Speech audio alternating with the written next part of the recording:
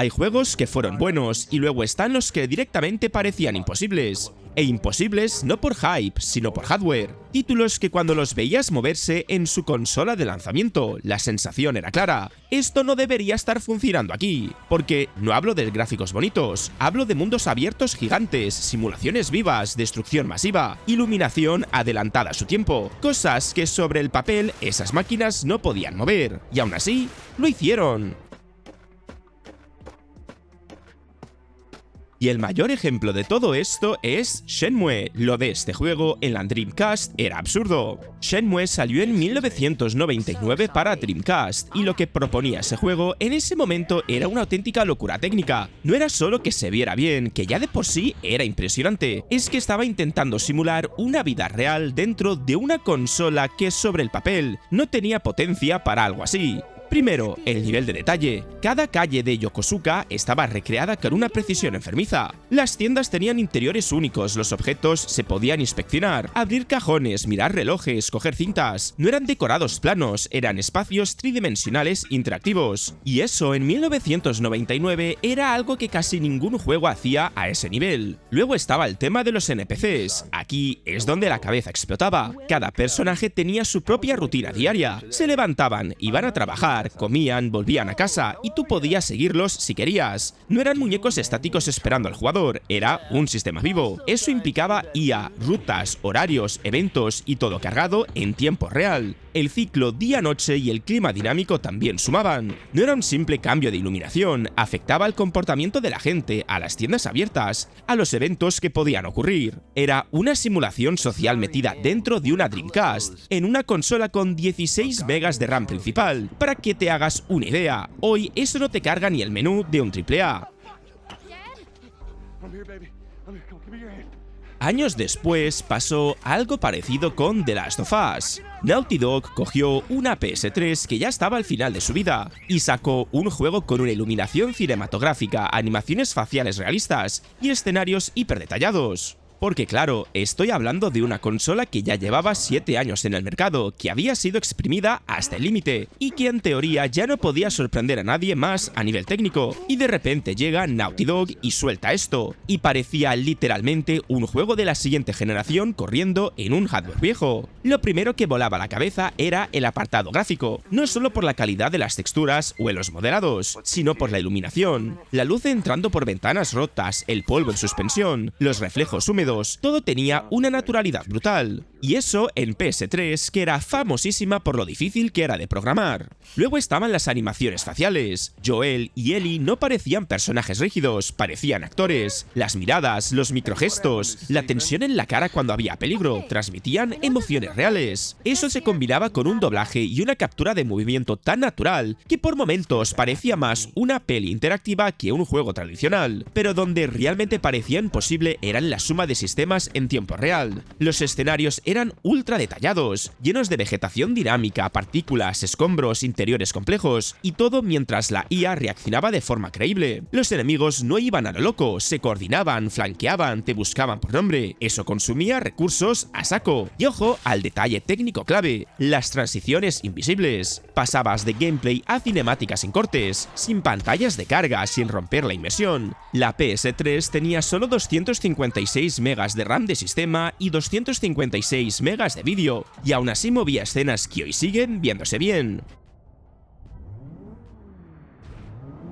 Y si hablamos de exprimir hardware, Forza Motorsport 4 fue otra barbaridad. Porque claro, estoy hablando de la Xbox 360, una consola que ya llevaba años en el mercado, que había tenido juegazos técnicos, pero que también tenía limitaciones muy claras, sobre todo en memoria y en manejo de iluminación compleja. Y aún así llega Turn 10 y saca un juego de conducción, que parecía más propio de la siguiente generación que de esa. Lo primero que rompía esquemas era la calidad de los coches. No era solo que los modelos estuvieran bien hechos, es que el nivel de detalle era enfermizo. Las carrocerías reflejaban dibujaban el entorno con una precisión brutal. La pintura tenía capas, brillos, microreflejos, y cuando veías el coche en modo autovista podías acercar la cámara hasta niveles ridículos, sin que el modelado se rompiera visualmente. Luego estaba el tema de iluminación dinámica. Las carreras no eran simples circuitos iluminados sin más. Había cambios de luz, reflejos en tiempo real, sombras suaves, rebotes de iluminación en la carrocería, y todo corriendo a 60 FPS estables, que es donde está la verdadera locura técnica.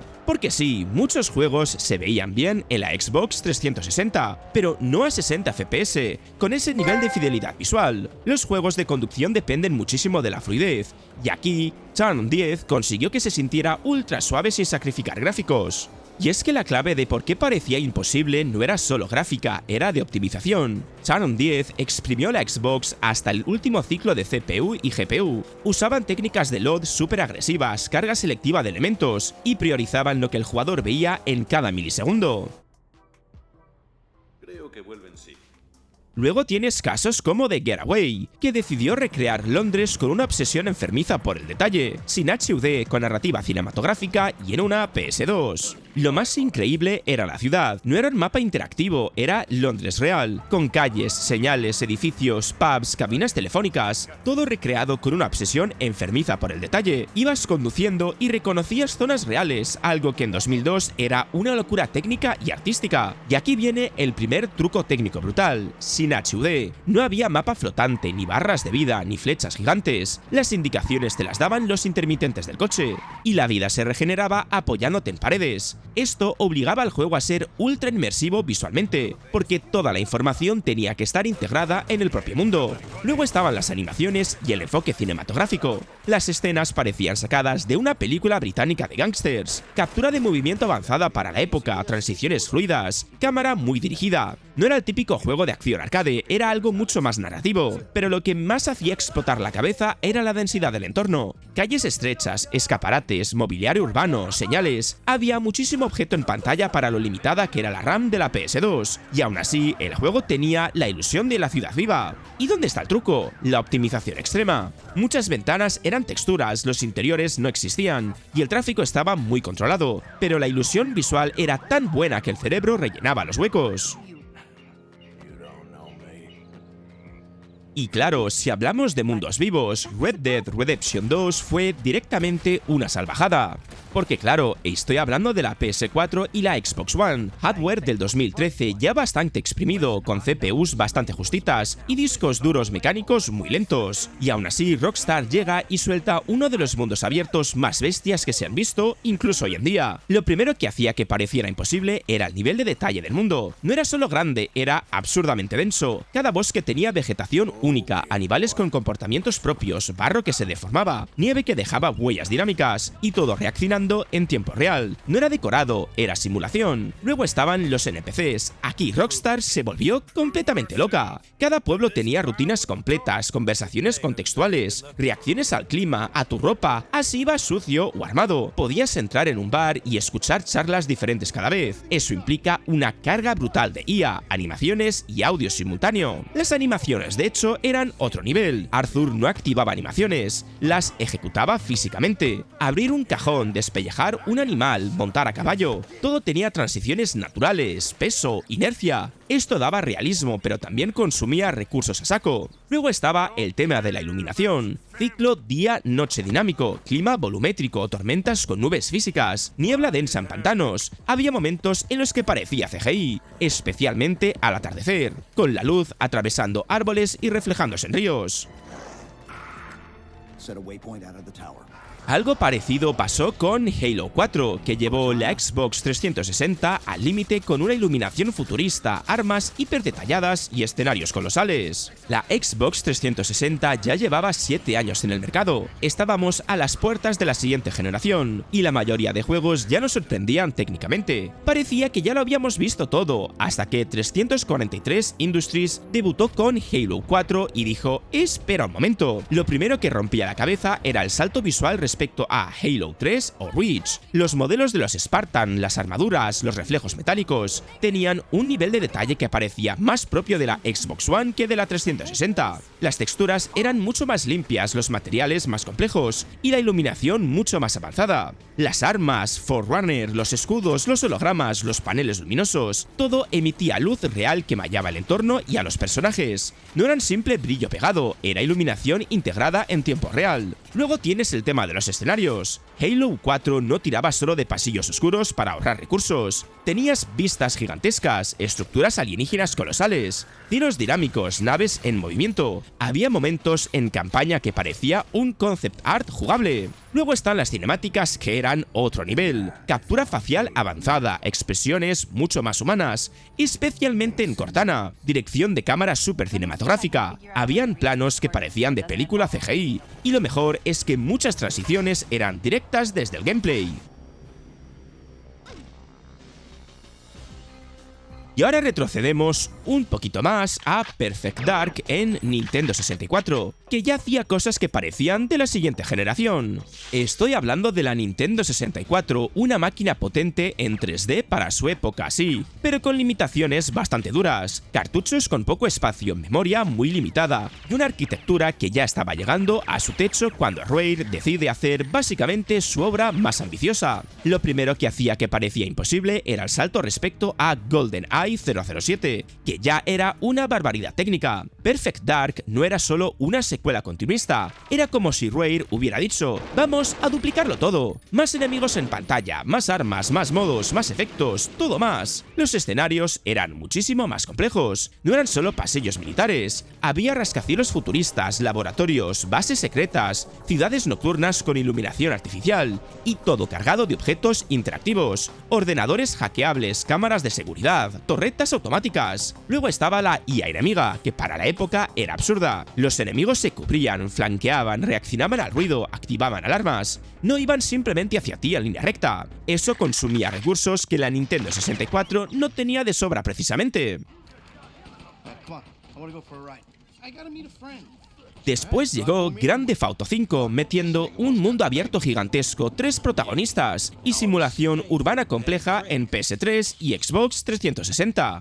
Y es que GTA V debutó en PS3 y Xbox 360 con el hardware del 2005 y 2006, ya en su recta final, con CPUs bastante limitadas y una memoria que hoy parece de risa. Los Santos y todo el condado de Blaine no eran solo grandes, eran variados hasta decir basta. Ciudad densa con rascacielos, barrios, autopistas, desierto, montañas, bosques, playas y todo sin pantallas de carga. Podías cruzar el mapa entero conduciendo, volando o en barcos sin cortes, pero la clave no era solo el tamaño, era la densidad. Tráfico dinámico, peatones con rutinas, animales salvajes, eventos aleatorios. El mundo siempre estaba pasando cosas aunque tú no hicieras nada. Eso implicaba una carga brutal de CPU, justo el punto más débil de esas consolas. Luego está el cambio de los personajes en tiempo real. Cambiabas de Michael a Trevor o Franklin y la cámara hacía zoom por el mapa sin cortes, cargando otra zona completamente distinta al vuelo. Los detalles pequeños también sumaban muchísimo. Deformaciones de vehículos, físicas del agua, clima dinámico, aviones comerciales cruzando el cielo, vida marina.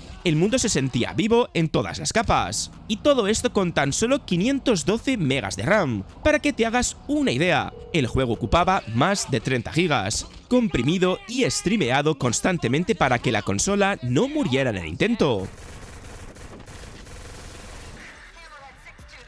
Y es que también es imposible de creer lo que fue Black, que convirtió los shooters en espectáculo visual en PS2 y la Xbox. En teoría ya habíamos visto todo lo que podían dar la PS2 y la Xbox, pero llega Criterion, los de la saga Burnout, y sueltan este shooter que parecía diseñado para hardware más moderno. Lo primero que volaba a la cabeza era el nivel de destrucción. Disparabas y saltaban trozos de pared, columnas que se rompían, cristales que estallaban en 1000 pedazos, muebles que se desintegraban. Cada tiroteo parecía una escena de película de Michael Bay, y todo lleno de partículas, humo y escombros en tiempo real. Luego estaban las armas.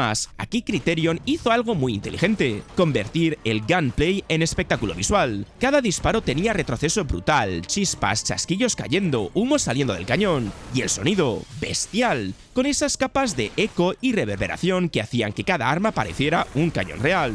La iluminación también era sorprendente para la época. Explosiones que iluminaban habitaciones enteras, fogonazos de disparos reflejándose en paredes. Sombras dinámicas, no era iluminación plana, era muy cinematográfica. Y ojo a los escenarios, que no eran mapas pequeños para ahorrar recursos. Había zonas abiertas, ciudades en ruinas, fábricas, túneles, con muchísimos elementos destructibles y enemigos simultáneos. Criterion usó optimización agresiva, destrucción precalculada en partes, priorización de efectos cercanos, load en escombros, pero la sensación era de caos total en tiempo real. Por eso, cuando lo jugabas, parecía más un shooter de Xbox 360 que de PS2. De hecho, mucha gente lo comparaba con juegos de siguiente generación visualmente. Y para cerrar, terminamos con God of War 2, que literalmente competía visualmente con juegos de PS3, corriendo en una PS2 de 32 MB de RAM. Lo más sorprendente de todo esto es que el juego salió cuando la PS3 ya estaba en la calle. Es decir, God of War 2 no solo exprimía una consola vieja, es que competía visualmente con los primeros juegos de nueva generación, y eso para una máquina con 32 MB de RAM era una barbaridad. God of War 2 no era un hack and slash más, era un espectáculo constante. Peleabas sobre titanes, subías por cuerpos gigantes en movimiento, luchabas contra jefes que ocupaban media pantalla, y todo sin que la consola explotara. El prólogo contra el Coloso de Rodas ya era una declaración de intenciones. Escenarios destruyéndose en tiempo real, cámara cinematográfica, partículas, fuego, animaciones gigantescas. Parecía más un render CGI que gameplay de PS2. Cada zona tenía una dirección artística brutal, templos colosales, estatuas vivas, puentes imposibles, fondos animados, y lo más importante,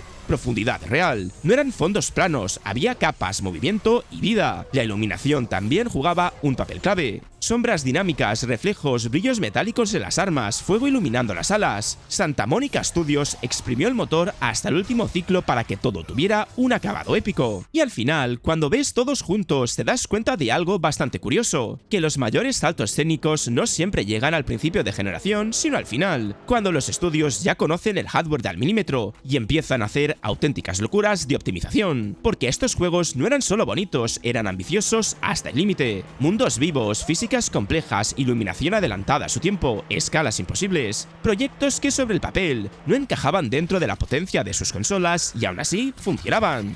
Y ahora la pregunta es inevitable. ¿Qué juego añadirías tú a esta lista que te hizo pensar? Esto no puede estar corriendo aquí. Te leo en comentarios y me los apunto para una siguiente segunda parte. Y dicho esto, si te ha gustado el vídeo, dale al like, al hype y suscríbete si no lo estabas. Nos vemos en el próximo vídeo.